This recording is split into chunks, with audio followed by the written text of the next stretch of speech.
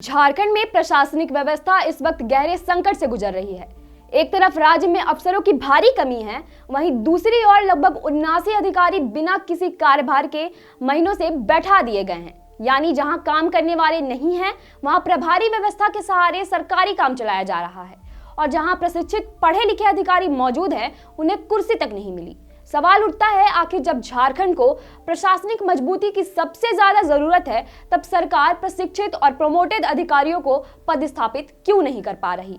यह अदृश्य प्रशासन अब जनता के कामकाज और सरकारी प्रणाली दोनों पर गहरा असर डाल रहा है। झारखंड पुलिस प्रशासन में इस वक्त अजीब स्थिति बनी हुई है। राज्य में 64 पुलिस इंस्पेक्टर जिन्हें डीएसपी रैंक में प्रमोशन मिला है, आज भी अपनी नई जिम्मेदारी नहीं संभाल पाए हैं। यह वही अधिकारी है जिनका प्रमोशन 1994 बैच से हुआ था, लेकिन पोस्टिंग न होने के कारण वे अब भी पुराने थानों में थानेदार की ही जिम्मेदारी निभा रहे हैं।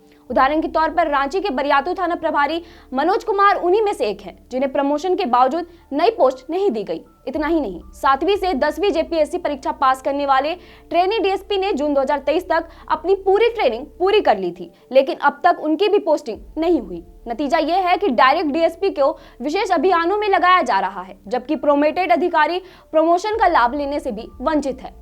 इससे न केवल पुलिस प्रशासन की कार्यकुशलता पर सवाल उठ रहे हैं, बल्कि अधिकारियों के मनोबल पर भी गहरा असर पड़ रहा है। झारखंड प्रशासनिक सेवा की स्थिति भी इससे अलग नहीं है। राज्य में बेसिक ग्रेड से लेकर जूनियर सिलेक्शन ग्रेड और एडीएम रैंक तक भी कई अधिकारी बिना किसी कार्यभार के महीनों से बैठे हुए हैं। कार्मिक विभाग ने 29 जुलाई 2025 को ऐसे अधिकारियों को विभिन्न विभागों में पदस्थापित करने की अधिसूचना जारी की थी, लेकिन आज तक कई को उनके कार्यस्थल पर नहीं भेजा गया। उदाहरण के तौर पर 14 अधिकारियों को ग्रामीण विकास विभाग में भेजा गया था, मगर उन्हें अब तक कार्यभार नहीं सौंपा गया।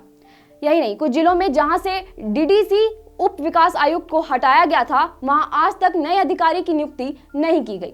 कई एसडीओ और डीडीसी के पद महीनों से खाली हैं या प्रभारी के भरोसे चल रहे हैं। प्रभारी व्यवस्था से काम तो किसी तरह हो रहा है, लेकिन फैसले लेने और योजनाओं को लागू करने की रफ्तार बुरी तरह प्रभावित हो रही है।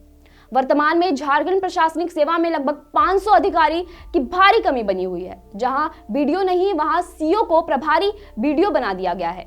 इस तरह राज्य की प्रशासनिक मशीनरी जुगाड़ व्यवस्था पर चल रही है। प्रभारी अधिकारी सीमित अधिकारियों में बंधे होते हैं, जिससे निर्णय लेने में देरी और कार्यान्वयन में गड़बड़ी बढ़ जाती है।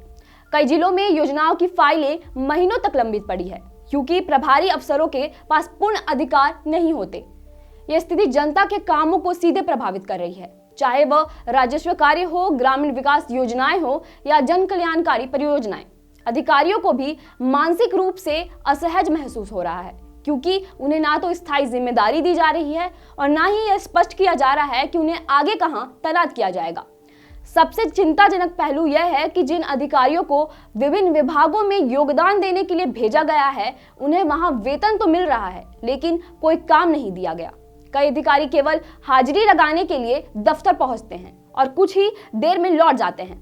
बताया जा रहा है कि 39 ऐसे डीएसपी अधिकारी हैं जिन्हें ना कोई जिम्मेदारी दी गई है और ना कोई स्पष्ट निर्देश। 3 से 4 महीनों से यही स्थिति बनी हुई है। जब राज्य प्रशासन में अफसरों की भारी कमी है, तब प्रशिक्षित और प्रमोटेड अधिकारियों को केवल बैठा कर रखना सीधे तौर पर राज्य के संसाधनों की बर्बादी है।